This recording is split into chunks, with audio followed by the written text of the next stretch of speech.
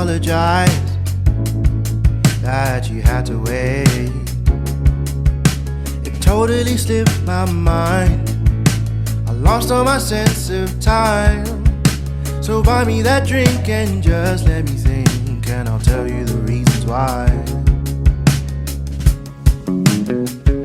My alibi.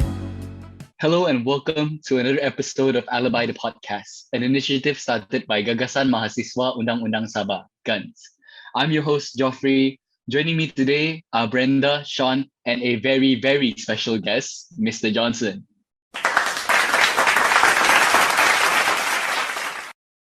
Mr. Johnson is a senior lecturer in Institute Sinaran. He has a Master's of Science and a Bachelor's of Arts in Economics and Finance. In September 2015, he passed his CFP, Certified Financial Planner exam, which is a key requirement in achieving the CFP certification. The passing of the CFP exam is significant in qualifying one to provide comprehensive personal financial planning advice. Today, we will be touching on various topics under Malaysian economics.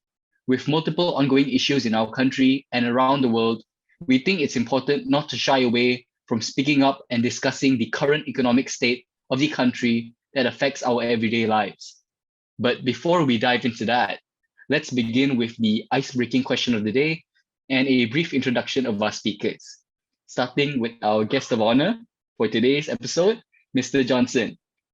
So, Mr. Johnson, the ice-breaking question of the day is, do you love working from home or would you rather be in the office? Is there a balance of both that you like the best? Personally, I prefer to work in the school because my home is not really conducive for working so far. Yeah, I haven't renovated enough to comfortably work from home. Like, in fact, right now, I'm using my fan. I hope there's no disturbance here from the fans. Yeah, there's no aircon in my house. So I am a person that is, you can see, quite big in size. So I sweat a lot and easily. So I need a more comfortable working place. So I'll prefer office place.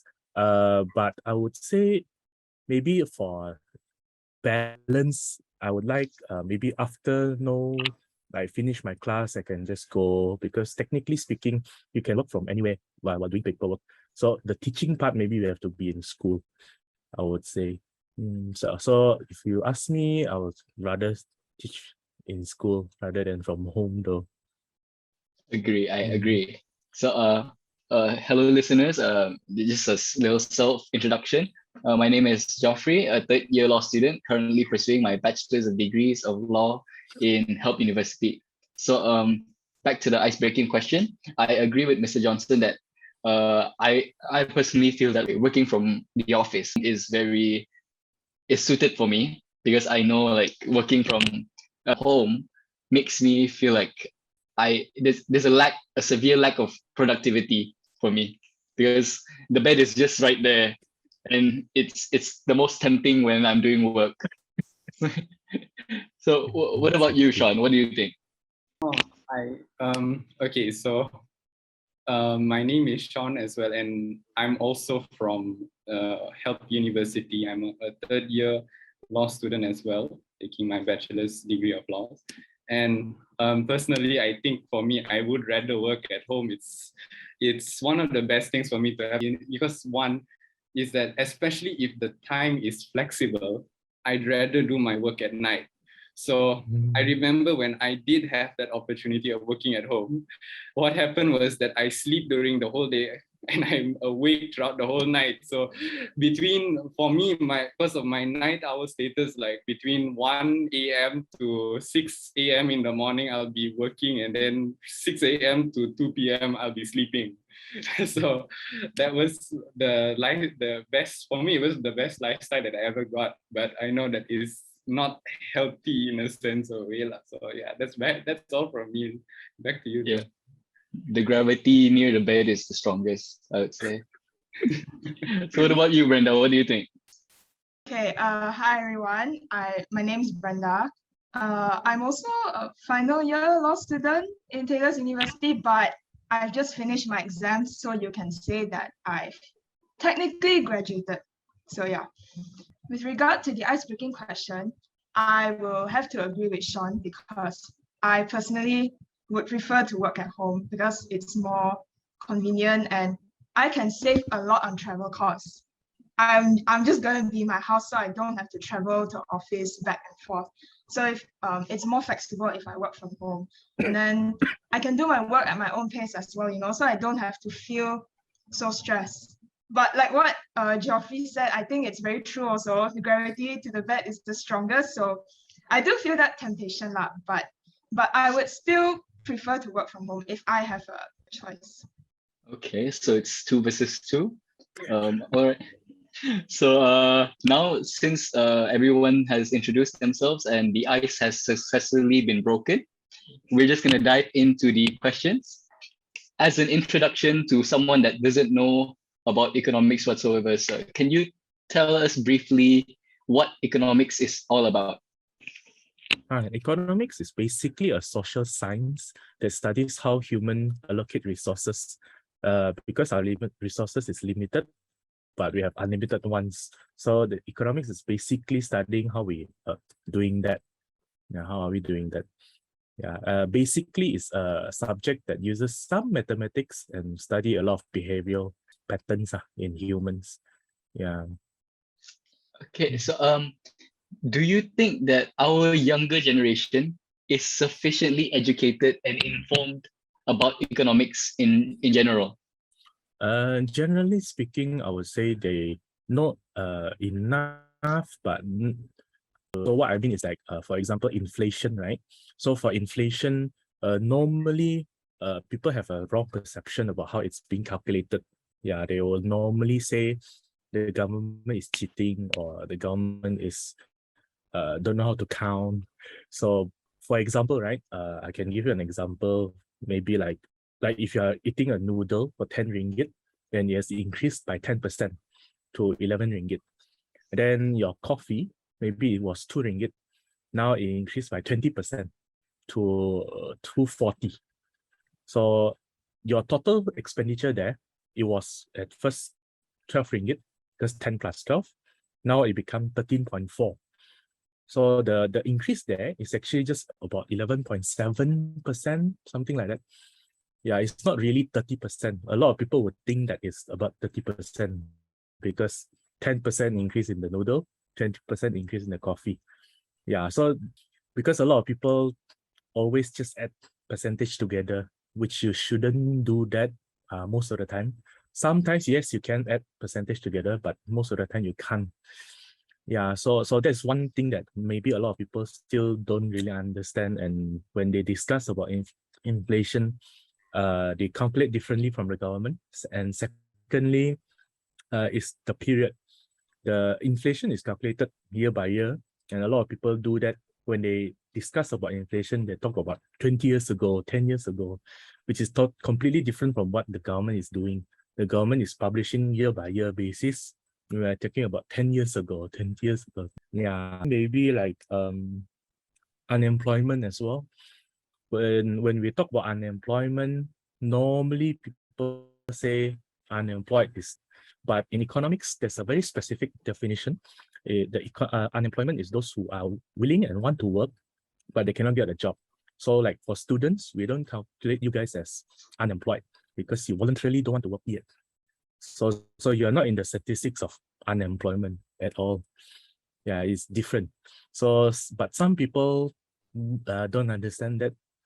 Yeah, they still think that you are in that statistics. Yeah, so if you're not looking for a job, you are technically not really counted as unemployed. Yeah, so that is the main thing that I think a lot of people still don't really understand enough to do in-depth discussion. Thanks for the insight, sir. Diving into the Malaysian economics questions, Sean, do you have any questions? Yes, actually, especially from me, that I'm on the side that unfortunately will be the type of person who may not be able to discuss economics at all. But that's why I'm a little bit curious now. What is Malaysia's economy based on, actually?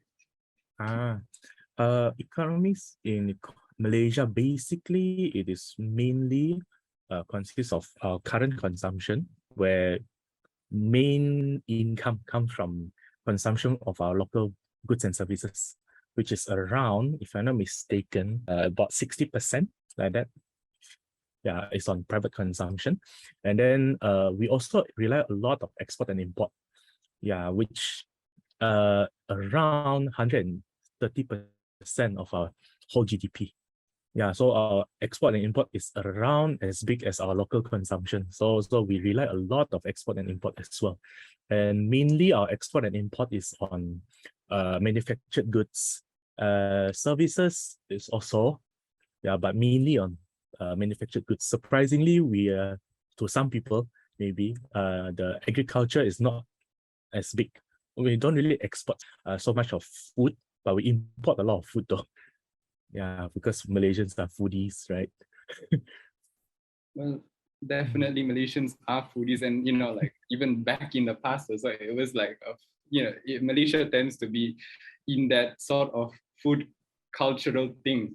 So that's why. But let's just try to forward back in time though. Like you remember that when Malaysia was in the 70s, it saw a boom in its economy, and it was tipped to be nicknamed the fifth Asian tiger because it had a more multi-sector economy and high levels of investments.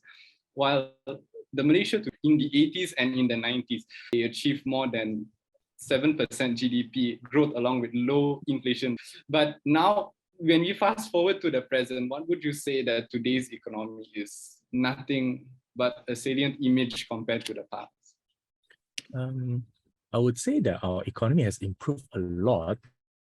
We cannot just look at the prices and our income being still at middle level. So we have to also think about, because in economics, when we talk about economics development, we don't only look at prices and income. We also look at other things. For example, like your freedom of speech has improved a lot, right? Since, especially since we changed government, you realize that you can talk more freely about politics.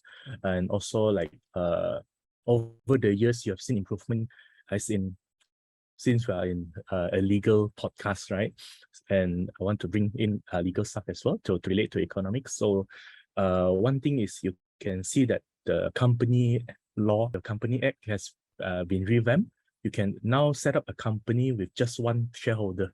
Last time you need at least two people, if I'm not mistaken, to set up a Senjuan Berhad. Now you can have one person who has 100% to set up a 100% share to set up a company, which is easier. It's encouraging people to start a business. And also we have, I think it's try anti-profit companies from being too much in power because they don't want to have too much monopoly power where they can simply charge higher price, and more infrastructure like 5G coming soon, right? Hope we are one of the first few countries to. We also have like Personal Data Protection Act, which was quite new relatively, 12 years already, kind of. Last time we don't have that. So remember that your data can be sold. Yeah. So now they can't really do that anymore. And then most importantly, I say, is the coming minimum wage order. Yeah, it's a big step for Malaysia. So our country has improved a lot. So compared to last time, yes, we have improved, but there's still a lot of room for improvement. But I would say don't just focus on the negative side. We can look at the positive side as well. Okay, so all these improvements, all these developments in our economy sounds great. But moving on to a more pressing issue, that this issue that has plagued the world for the past couple of years, the COVID-19 pandemic, has no doubt caused distress to everyone in a lot of ways. So over the past 2 years, the surge in consumer demand, especially during the COVID-19 pandemic, has left havoc on major shipping ports around the world, resulting in long queues of ships to unload their goods and a shortage of containers, thus resulting in a long wait of supply. What economic effect does this have on a country? So for the pandemic, 2 years ago, so for Malaysia, we experience typically in our export and import. Normally we we see in terms of the manufacturing side, which is the main one for Malaysia, that one also saw drop a lot, which is about 2% like that. Yeah, it seems small, but it's actually a lot. Yeah, the most one is the mining and quarrying, which is about 9.7%. I think mainly it's about the foreign laborers that we employ, because during that time we locked down, so we can't really allow people to work, and some of them have to be sent home. So we lack of labor, so that one dropped a lot. Construction also dropped a lot, about 19%. Like that, yeah, because a lot of construction stopped as well. So that one, let's move our economy slower. And also the unemployment rate has shoot up to 4.5%. Normally it's about 3.4, 3.5%. Yeah, the unemployment shoot up to 4.5%. Which is quite a lot. We are still recovering from that though. This year is also around that. Yeah, so still recovering. Inflation, of course, during that time, the price dropped a little bit. We don't really feel it. Yeah, because most of the time we are just at home. Yeah, so the oil, of course, dropped because we don't really drive to work at that time. So now, oil price has increased a lot. Yeah, expensive petroleum right now. So, Mr. Johnson, as you mentioned earlier on just now, right, another significant improvement in Malaysia's economy is the increase in the minimum wage. And I feel that this issue is very important, especially for students who are either taking up part-time jobs or are soon going to take their first step into the working world. So, as you know, recently, right, the government has increased the minimum wage from 1,200 ringgit to 1,500 ringgit. And this decision to increase the national minimum wage has drawn a lot of significant attention from multiple sectors, with some praising the decision, and there are some others who also protested and disagreed with it due to its potential far-reaching impacts on the Malaysian employment and commercial ecosystem. So, for those who view this decision in a positive light, right, some say that this will not only increase Malaysia's purchasing power, but it will assist in the rising cost of living as well. What is your opinion on this? To me, minimum wage is a good thing because research have shown that it can improve the living standard for the whole country, and also it is not as bad as people think it is, because when people have higher income, they'll spend more, and when they spend more, there will be a multiplier effect. We call that in economics, where multiplier effect means one person's spending becomes another person's income. So like, for example, if I buy something from Joffrey, so Joffrey will earn something. Let's say I buy 10 ringgit of flour from Joffrey. Then Joffrey can take he's earning 10 ringgit right now, can take the 10 ringgit and go and pay something else, like maybe pay his debt with Brenda, maybe for the lunch or something else. So Brenda will get the money also. So you see the rippling effect, the multiplier effect there. So it's actually not a bad thing for minimum wage. And also for Malaysia's data, I've looked at it before, the unemployment rate, since we introduced that, hasn't been really changing much. Even for the number of unemployed people, it doesn't really change much. Even though it seems like if you introduce, according to normal labor market analysis, you will say that if you introduce minimum wage, yes, there should be a labor short surplus. Yeah, so there will be a lot of supply, not enough demand. But we normally forget to also think about when people have more money, they will spend more. So that will actually trigger the increase in demand for the labor as well. Yeah, so data have shown that it's actually improvement for everyone, not really a bad thing, really. And on the other hand, right, for employers, especially those who are involved in small to medium enterprises, I think a lot of them may find it difficult to cope with the minimum wage order. So do you think that there will be a high percentage of laid off workers because of this? What is your take on this? Maybe there will be some laid off, but I don't think there will be like a significant number, because based on historical data, it shouldn't be that much layoff, especially right now when the economy has been opened up, everyone go back to office already. And when you go back to office, you start to spend more, you eat out more, you go to mall already, you go to watch movie. So business has been going back, so shouldn't be a big significant layoff. But for SMEs, there are a lot of major costs that maybe we don't know about. Sometimes, like for example, in restaurants, there may be some costs that we never thought of.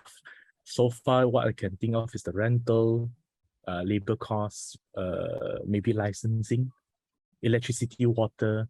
But there may be some maybe like town hall costs that I don't know of. Yeah, or you never know of. But I know one of the things that they have difficulties in for SMEs, especially in restaurants, small restaurants, is the turnover rate.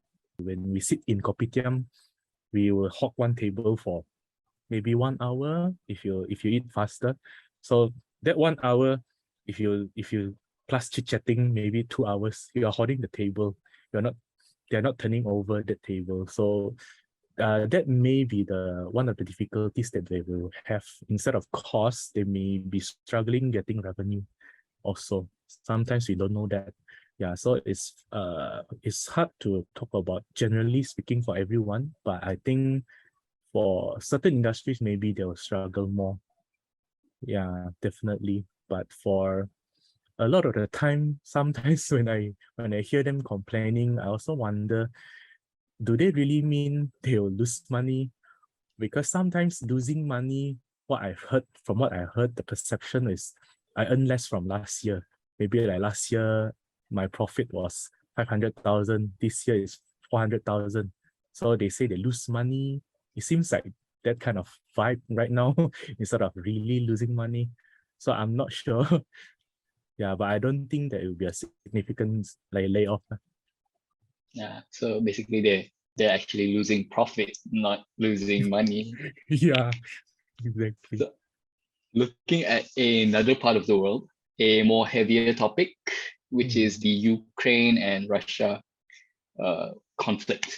So as we all know, war compromises and disrupts the social and economical development of nations, and its effect is unfortunately long-term for all. So what economic impact does the recent war in Ukraine have, and not only in Malaysia, but the wider ASEAN, Southeast Asia region? For the Ukraine war, unfortunately, Ukraine, or also if you can say fortunately, they are the main producer of a lot of food that we import to Southeast Asia, the ASEAN country, especially Malaysia also. So they are the main producer of wheat, corn, sunflower oil. Even they are the main producer of sunflower oil in the world, surprisingly. I think they also produce barley. This mainly 4 items. They are the one that are major exporter. So we also import a lot from them, especially in terms of cereal, the wheat. We will see our recent diet. We have a lot of pastry, roti canai. We eat a lot of cereals nowadays. So a lot of them come from that area. And maybe this war also highlight to us something that we are living in a globalized world. So the war is very bad. So because it's a globalized world, one break in the chain of the supply chain, you have a ripple effect in everywhere.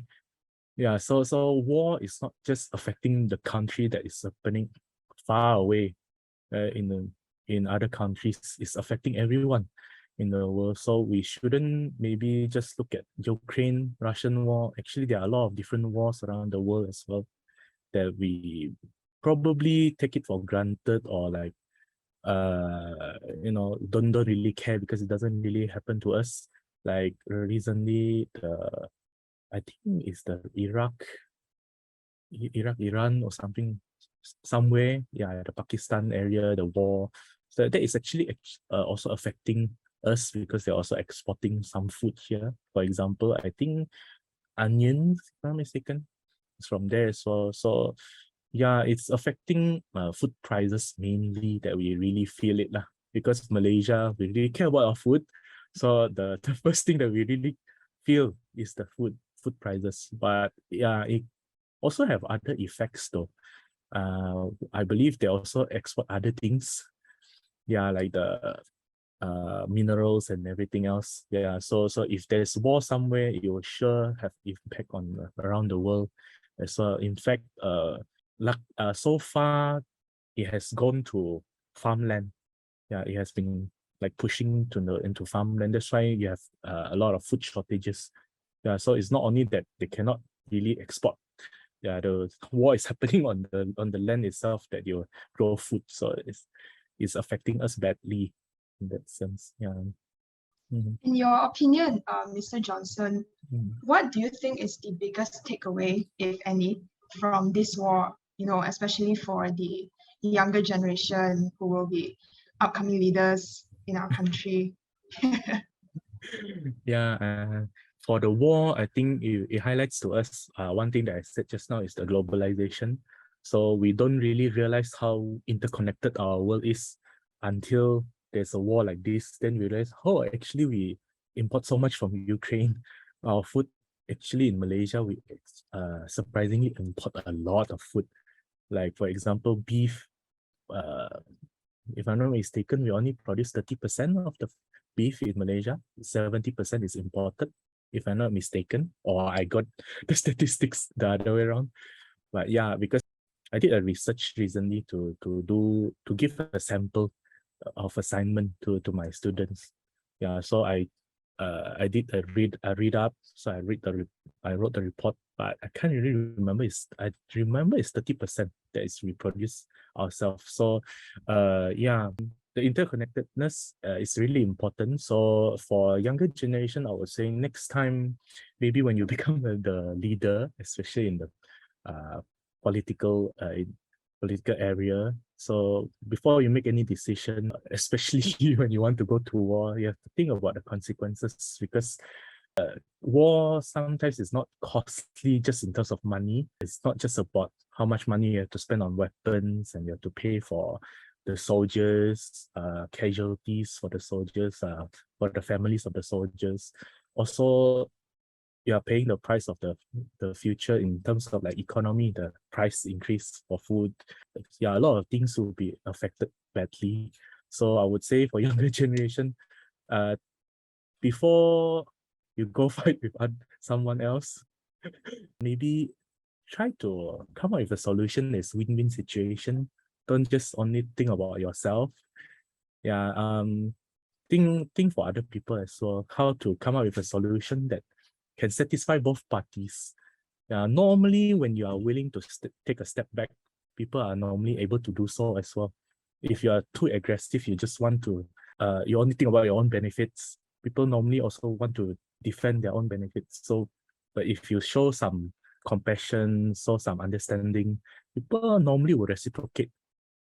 Yeah, so I would say, try not to be so aggressive and go into war so easily also. So another question: Do you think Ukraine will ever recover from this crisis? Do you think their economy will ever recover from this blow? I say they will, as long as the war stops. After that, I'm sure they have the capability to recover quite fast. Especially right now, everywhere in the world, we are more willing to help each other. So other countries will sure help them to develop. I mean, yeah, rebuild their country. Yeah, so I think they will soon. I hope though the war don't continue, but we don't know because it involved the other party as well, the Russian party as well. So we hope it won't continue.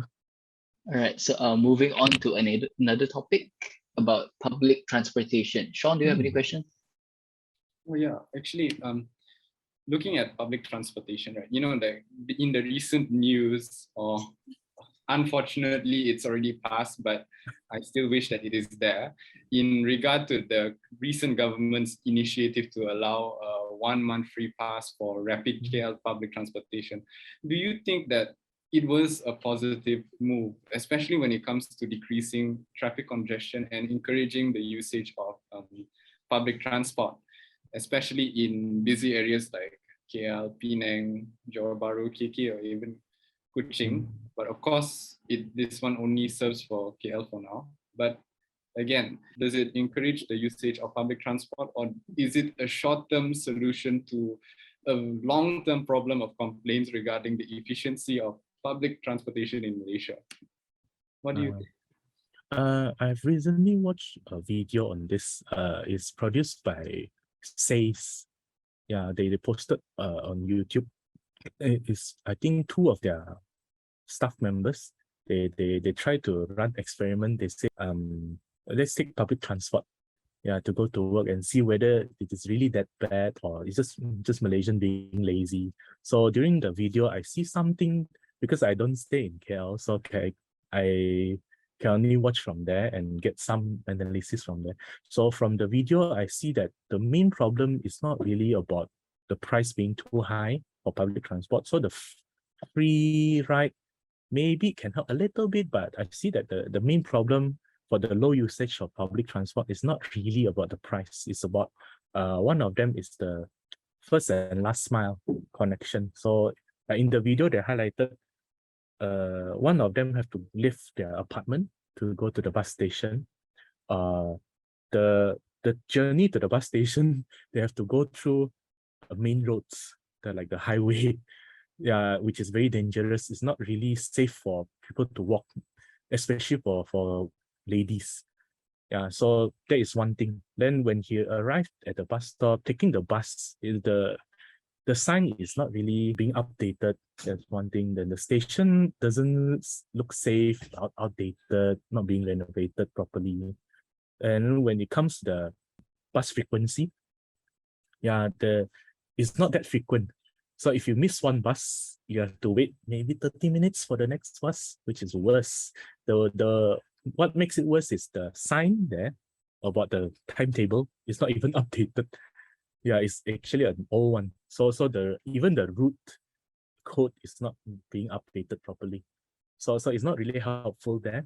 Then when they go into the train station, the problem become also more apparent, because the train station, the Rapid KL, you have the park and ride facilities where you park your car there and then you take public transport. But the thing is, the parking area is not enough.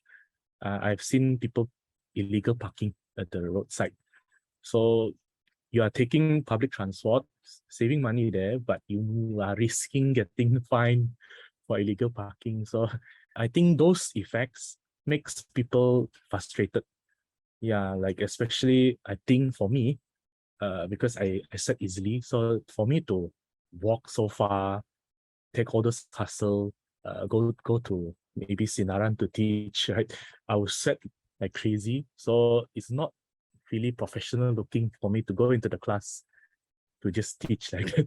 It's all sweaty. So it's not very nice to do, and it takes longer time even.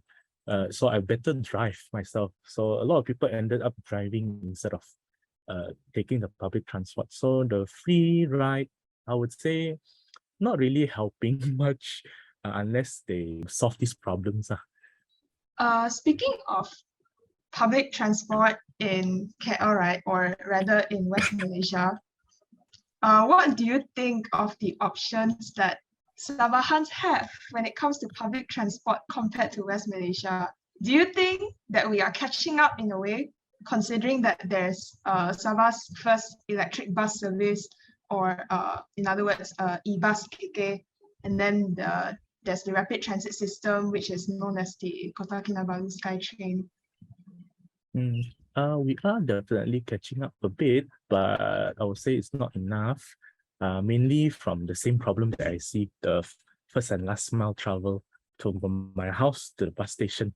When I get to the final destination bus station, I have to walk maybe to my office place. So that one, especially if you walk until nighttime when you want to go home, is really not safe for ladies especially. And also crime rate is there, so you don't really feel safe to walk home like that. And also like public transport, the system, if you want to build, it seems like it's taking a long time to build even highway. Like some area on our city in Sabah, it's taking longer than needed. I see some projects has been going on for 5 years. It's not completed yet. Yeah, we can see and tell where it is. I even recently passed by the center point, and I still see the sky bridge not being connected to the center point. I don't know. It's such a small gap. I don't see why it's not being done yet. So you can see that it's slow in that sense. Mainly also, if you want to really catch up, we have to really fix the system, as in maybe increase the frequency of the bus, especially about the maintenance. So if you have good system but you don't really maintain it well, it's gonna deteriorate over time very quickly as well. Yeah, and we really have to clean up, especially I hope it's not being corrupted also in the public transport system, where they are supposed to do maintenance at a fixed interval, but they don't do it. So it's not good in that sense, because you are sitting on the public transport that's not safe, it's not properly maintained. Yeah, so you're risking your life in a way taking the public transport. So if you want to really catch up, we should do it properly. Yeah, not just provide all these services without proper maintenance. Okay, so just now we talked about the food crisis that the Ukraine has caused in all parts of the world. So on June 1st, the government actually instituted a ban on chicken exports to ensure that its supply for domestic consumption remains stable for our country. However, the move was heavily criticized by many. Center for Market and Education Chief Executive Officer Dr. Carmelo Felito said that the ban, coupled with the ceiling price for chicken, would foil the government's efforts to curb chicken price hikes. According to him, so on one hand, the export restrictions would discourage local breeders from stepping up production of chickens. On the other hand, the ceiling prices set by the government would discourage foreign players from entering the local poultry industry. This will prolong price tensions. In the long run, fewer chickens will be produced locally, and the country's poultry industry will not be able to generate enough jobs, he said. Do you think that this is a fair assessment, sir? Yeah, I think I would agree with that also, mainly because when you have price ceiling, you are putting a cap on the selling price. So if the cost has been increasing, unfortunately for our chicken farmers, most of the chicken feed is imported. Yeah, so especially the corn, and I think chicken eat corn only, right? So like especially corn. So you see Ukraine main producer, corn also produced in US and China. And US and China are affected by weather and also labor shortage in US. Yeah, where they don't have enough workers in the farmland. So the production of corn has reduced. So because of that price increase, I think you also noticed the chicken that you bought or you buy recently shrink in size. Maybe it's a good thing because if you notice chicken has increased in size like me, which is weird. Chicken normally is not that big, but it has increased in size. But now maybe it's a normal size already. Maybe, I don't know, but you can see the impact there from the increase in the cost. So if we don't allow price to increase, then there will always be a shortage, because normally suppliers, they are not motivated by demand. They are motivated by profit. Yeah, because there's an old saying, there's demand, there's supply. I don't believe in that, because if there's no profit, no matter how high is the demand, there's no supply. Yeah, because suppliers are motivated by profit anyway. So if we still have a ban, we have to also make sure the ban, we have to monitor carefully, because you see for the subsidized oil, cooking oil, has been sold in other countries, smuggled out to sell in other countries. So if we don't monitor this properly, the ban is useless, because people will just smuggle out to get a higher price. They don't really want to sell it here because we don't want to pay higher price. So if other countries willing to pay higher price, they may smuggle up. So we have to eventually still have to help the farmers to reduce costs maybe, and slowly remove the price ceiling, because the best way is still fluctuation in the demand and supply, the price mechanism we call it in economics. But to help them, we can't really help them forever though. We maybe can subsidize, but we have to take away the subsidy slowly. You can't just take away overnight. People don't get used to it, but you also cannot forever subsidize them, because they'll become too complacent. They get used to the cost. If I'm not efficient, the government will help me. So why do I want to be efficient, right? So you can't really help them too long. So yes, help them for now, but slowly. Maybe communicate with them. Maybe next year we'll reduce the subsidy by 20%, maybe 20% every year until 5th year is completely no subsidy anymore. Something like that, maybe I would say is the best. Okay, so what do you think caused the increase of chicken prices? Like what correlation, and what will the increase of chicken prices would it have any implications on the prices of other goods? If price for chicken increase, of course consumers will change or swap to other meats. But the thing is, chicken is already one of the cheapest protein available already. Like other meats is more expensive already, especially for halal meat. It's already one of the cheapest. Is there any alternative that you can think of? I don't really think so, unless you go vegetarian. But vegetarian food has also increased in price. Especially if you say substitutes. Bean is also quite expensive nowadays. It will increase at the price of other things because people switch over, or maybe they just change their diet completely. Now I heard a lot of people maybe eat 2 meals a day, which is sad. Last time we used to eat maybe 6 meals a day, like the Hobbit, right? They have breakfast, second breakfast, lunch, afternoon tea, dinner, supper. Now maybe people eat 2 only. I mean, it will affect other things as well, badly. So bean-based. Now I heard that the chicken supply has gone back to normal, but improved back. I think because people already changed their diet. Hopefully our pork price is also will get improved in Sabah. It's getting ridiculous already. But the price has increased badly. So okay. Another topic which is pressing in Malaysia is regarding the paternity leave.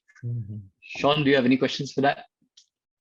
Yes, actually on the paternity leave, because like we all are familiar with maternity leave, but recently in Malaysia, we saw the period allocated for paternity leave. So I'm just curious though, Mr. Johnson, what are your thoughts on Malaysia's recent extension for paternity leave from 3 to 7 days? And do you think the 7-day leave is sufficient? And why do you think that it took so long for such an extension to take place? I think the problem with our country, I think, is the problem, is that we still feel that woman is the one that should take care of the children. Like that's why we have only 7 days of paternity leave. I feel that we need longer, like at least equals to maternity leave.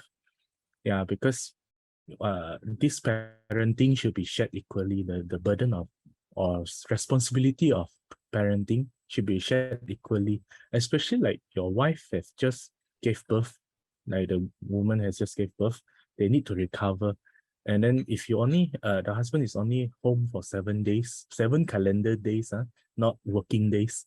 So the 7 calendar days only, then they have to go back to work already. No one is helping the wife at home while they are recovering. They have to take care of the children some more. The children is the most vulnerable at that time. They just being born, you need extra care, especially for first-time parents, and very Sabahan call it kinjong. They're very anxious about the newborn. So we need to give them more time lah, to become parents properly. The problem is we have perception, the listeners maybe, but a lot of people still have the perception that workers are lazy. They just try their best to curi tulang, you know. So we shouldn't really have that perception, especially when people are becoming parents. They will become more responsible for sure. They have to feed their children. So I don't know why do we feel that people are lazy when they have children. Normally they are more responsible. So maybe I would say for the paternity leave, I think not enough. We should extend. Even in other countries, they have more than that, 116 days in some countries for paternity leave. I think for maternity leave, even longer. Paid or not, I'm not sure. But at least when you give them such a long time away to become parents, then they come back, maybe they are more grateful, more refreshed. They can work harder even. Especially you need time to rest and help each other. Like the kids have to go to hospital to check up, and who is the one driving them? The wife just gave birth, right? So you need the husband to be around. Maybe I know for employers they will say, my workers are gone, especially if husband and wife working in the same company, both are gone for so long. It's not fair. I have to still pay them. So I would say maybe instead of like paternity leave that is 100% not working, we have experienced this during the pandemic. We have remote working, maybe we have flexible hours. So instead of like fully not working for so long, they can have remote work. Like let the husband maybe still go to work maybe, but not full day, or just go half day maybe. Yeah, but he still need time to take care of the kids, take care of the wife as well, help out. Yeah, the responsibility shouldn't fall 100% on the woman. Yeah, that's the problem that I see in Malaysia. We should change that. Hopefully with you guys, younger generation or policymakers, as hopefully you'll change that as well. Because I haven't get married yet. So I hope next time when my wife if I get married, and my wife gave birth, I can also have time to take care of them also. Yeah. Okay, that's a wonderful aspiration for Malaysia. So talking about the future of the economy of Malaysia and the hopes for Malaysia. Brenda, do you have any questions you want to ask? Yes. Mr. Johnson, how do you picture the future economic state of Malaysia? I see our economy will be very modern in the future. Well, in fact, quite shortly, because I see an uptrend in students taking up more creative degrees like designing, computer science. So more and more people are taking on this. We are embracing a lot of new technologies right now, like 5G. So what I can see in the future for our economy is more to digital economy, where we'll focus more on services, especially digital services. Of course, manufacturing side, because our country is still rich in minerals, so we can, of course, produce a lot of stuff. But yeah, we are moving more into service industry, and we'll be more modern. Maybe we'll do more shopping digitally, like you go shopping from your phone, then you'll deliver to your house. I think some of you may be studying in the UK. I'm not sure about Australia and New Zealand, but in UK, I've seen that you can buy groceries online and have it delivered to your house. Yeah, so I think it will be very helpful. In Malaysia, I think it will be implemented not long from now. Even now we have Shopee, Food Panda, like that, doing delivery. I think it can quickly go into groceries where you just order it, then you will be delivered. Then when you go home, you can cook already. You don't really have to stop by supermarket anymore. Yeah, so maybe brick and mortar store may be reduced, but more online stores, which online stores is good in a way, reduce costs. Yeah. So, sir, you personally, what are your hopes for Malaysia's economy, your future Malaysia economy, and what do you wish to see us as Malaysians achieve as a whole? I really hope more young people will join politics, and also you change the policies to be more modern. A lot of policies are quite outdated, like we said just now, the paternity leave. So it is one. Also, I hope that we'll achieve a higher income state, because right now, even for Bank Negara's report, we are not getting enough pay for what we are producing, or what our productivity level is maybe here, while our pay is below that. Not only for professionals, for almost everywhere in the sector. Yeah, we are underpaid for. But even though a lot of your employers will say, no, you are lazy, you are not being productive enough. But there's the thing that I see, there's a trend right now that is not healthy. We are supposed to get paid more, but they don't want to pay us more. So what I hope is, yeah, you will change that. Maybe the minimum wage, we can change that into more profession based. Like, for example, teachers like myself, we should have a minimum wage for teachers. That's just for teachers. Then for maybe like lawyers as well, they have minimum wage. Doctors especially, they are very underappreciated. You'll be surprised if you see their salary level. They have to work so long hours, especially. Some of them, what I heard before, is 72 hours non-stop. Yeah, so there's worse, and their salary is not like much higher than mine, even. So yeah, it's very underpaid. So I would say more young people join politics to improve the policies, and yeah, to have higher income for everyone. Because higher income means you also will spend more, and when you spend more, everyone will earn more. One person spending is another person's income. Yeah, I really hope that will happen very soon. when I see you guys coming back already to Malaysia, especially. Our future is here. Mr. Johnson, as you mentioned earlier, besides participating in politics or besides being involved in policy making, how can we as law students play our part in achieving a better economy for Malaysia, or even just to spread more awareness about the importance of understanding economics as a whole?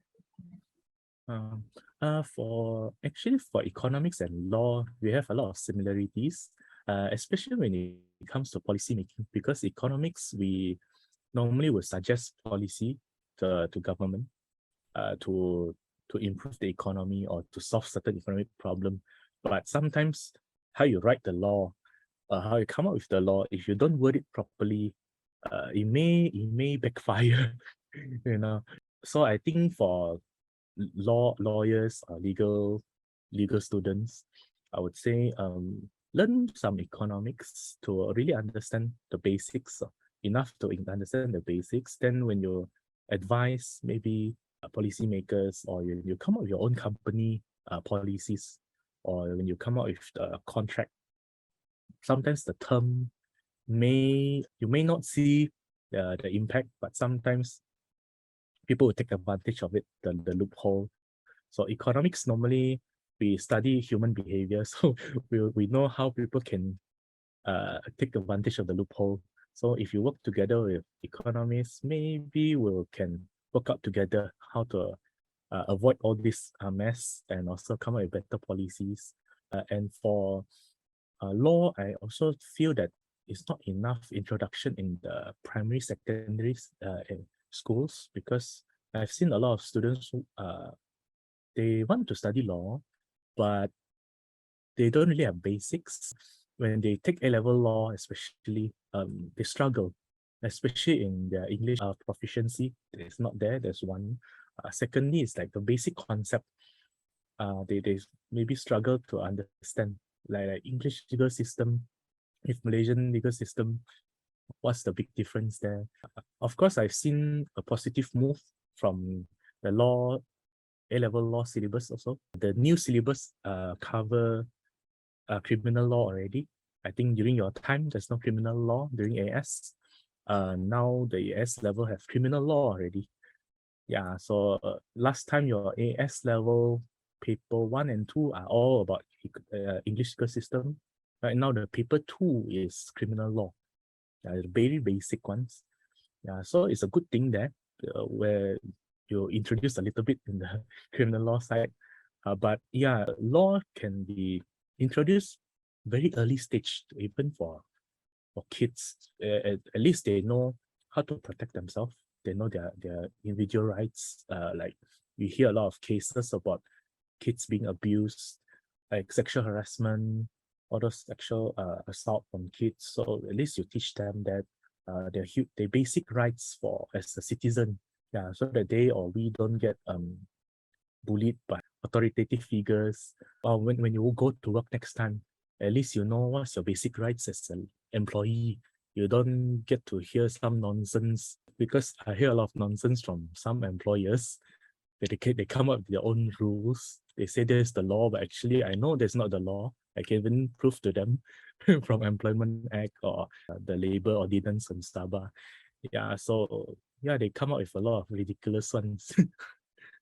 Yeah, so I think you can start maybe introducing, or you can have campaigns, maybe teach people basic law, or having debates, parliamentary debates maybe, or in the maybe secondary school level, hopefully eventually primary school level also. Yeah, I think you can help to spread about not just economics but legal studies also in the very early stage. Yeah. Definitely, I would agree with you, Mr. Johnson, that we do need to learn a little bit more of the legal systems and about anything that is from the law side at the young age. But what do you think, though? Do you have any tips or advice for those who are interested in pursuing economics in the future, or for those who aspire to, to pursue economics as a career? What do you think? What are the advices and tips would you like to give to them? I see that a lot of people are interested actually in taking economics, because in my school, the Institute Sinaran, when I teach, a lot of people take econs. I don't know whether they don't have a choice. Hopefully, it's not the case. But what I see is that a lot of people are interested about economics. I think maybe because it affects them personally, like prices increase and your salary is so low. Yeah, so everyone is interested. But when I start teaching more in depth, I introduce more mathematics, then a lot of people start to get panic and lose interest. Yeah, so I would say don't get intimidated with the maths that we have. It's not that bad actually. I myself, personally speaking, not really good in maths. Yeah, in fact, my SPM, I only get 1A, which is my English. Even my economics was B at that time. Yeah. So yeah, my mathematics, I can't remember exactly what already, but not A, basically. So, and I still managed to get master's and a bachelor's degree in economics. Not the first class honors, of course, but still enough to know a lot. So I would say don't be intimidated by the maths and don't memorize. Try to understand what's going on, because actually economics is quite common sense. It's not as hard as a lot of people think, because it's a human behavior. You normally, if you ask yourself, what will you do in that situation? You get the answer. For example, price increase. What will you do? You will, of course, buy less. That's economics theory. It's not rocket science. So don't get intimidated. I would say if you really don't like the maths, there are some branch of economics right now is behaviour economics, which is more to psychological side. Yeah, which is more interesting to me. I would say, of course, numbers will help you to give a better measurement. We can't really escape from numbers anyway in our life, especially in econ. But yeah, don't get intimidated with the maths, basically, I would say. And last thing is English proficiency. If you are studying in economics in English or in law, of course, it's in English, right? In Malaysia, maybe. maybe improve your language proficiency, because without that, it's very hard for you to give your opinion. Economics is a very opinion-based subject where you have to express your opinion, your view on things. Yeah, so if you can't express it efficiently, effectively, because of the lack of proficiency in English, especially, then you will struggle a little bit. Yeah, I would say. So yeah, improve on that, because I realize a lot of students, if I ask them about the theory in maybe Mandarin, Malay, they can explain it very well. It's just that it's in English, maybe they are not comfortable in that language, so they can't really express. So they get low marks because of that. So they get discouraged. Yeah, it's a bit sad. You get discouraged just because of that, because you can't express yourself in that language. Yeah. So I would say maybe read more or listen to podcasts like this, the Alibi podcast, because you will learn. If you're lazy to read, just listen to what people talk about, because you can learn a lot from other people, how they construct sentences, how they give argument, how they express themselves, so that maybe it's not offensive or not too discriminative to so yeah, I would say the tips is not to be intimidated by numbers. Improve your English proficient. Listen to more podcasts, I would say. I myself listen to a lot of podcasts. So when I got invited to this, I got a bit excited also. But yeah. All right. So moving on to our last segment, we have one last question for you, Mr. Johnson.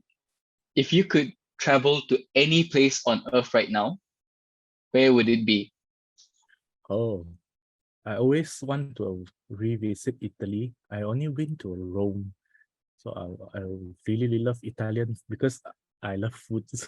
Italian food. I really like actually, yeah, Italy lah. Generally speaking, I love Mediterranean food.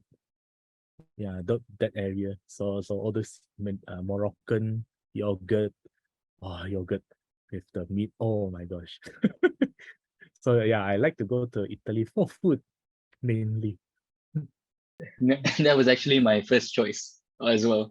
I wanted to We go should to go Sicily. together. Yeah, we should.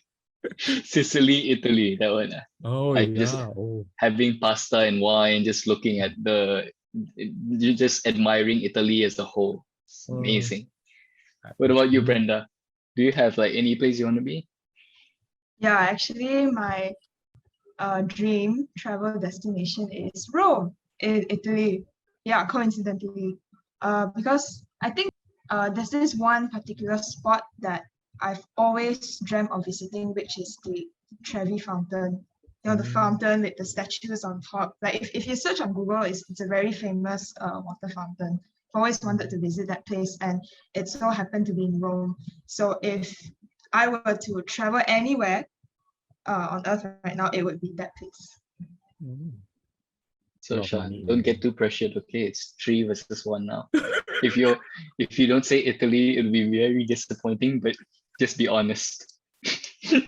Where do you want to be?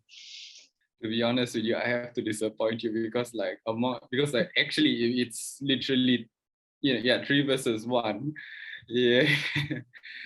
I am actually the spoil breaker here, but like I at first wanted to say, be dishonest with everyone here and say Milan, but then I would say that no, that cannot be. The place that I really want to be actually is it's back home in Malaysia, in Kuching lah. But although yes, I was born as a Sabanan from KK, but I do not know why. Whenever I go to Kuching, I've always had that excitement. When I leave Kuching, I'll usually be in tears, especially when leaving when going up on the plane. Maybe because of the family, I do have family history there as well, and it has always been like one of the places that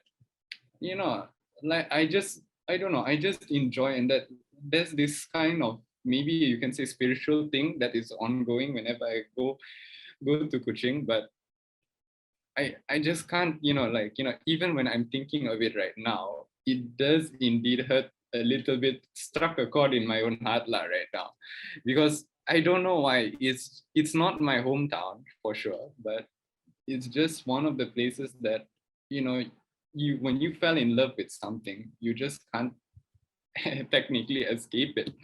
So I'm sorry to be the killjoy here, but it has to be for me Kuching, Sarawak, Malaysia, Malaysian Borneo. So yeah, that is from me, Geoffrey. No problem, man. No problem. So it's one Con Lao Man versus three carbonaras. Kalau me, All right. So, Mr. Johnson, do you have any last words to give us? Anything at all? I'll say thank you for inviting me. Nice to see all of you, especially back in Malaysia, Sabah. Yeah, to contribute to Sabah. Like, you're not in other countries, staying there. Good to see young people come back. Yeah, very excited about seeing you guys again soon. All right, Mr. Johnson, I'm excited to be back, and we'll finally grab that whatever it is, carbonara or sangyup man, anything at all. So, well, that's all the time we have, folks. Thank you for listening to Alibi, the podcast. We hope you enjoyed this episode, and we look forward to talking about more relatable and relevant Sabahan law student topics. I'm your host, Geoffrey. Special thanks to our guest, Mr. Johnson, on this episode. If you haven't checked out our previous episode, please do. Subscribe to us to stay updated on all our latest content. See you in the next episode. Thank you so much.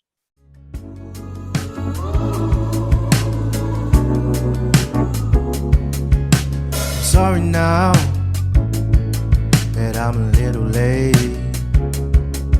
I apologize that you had to wait. It totally slipped my mind. I lost all my sense of time. So buy me that drink and just let me think, and I'll tell you the reasons why.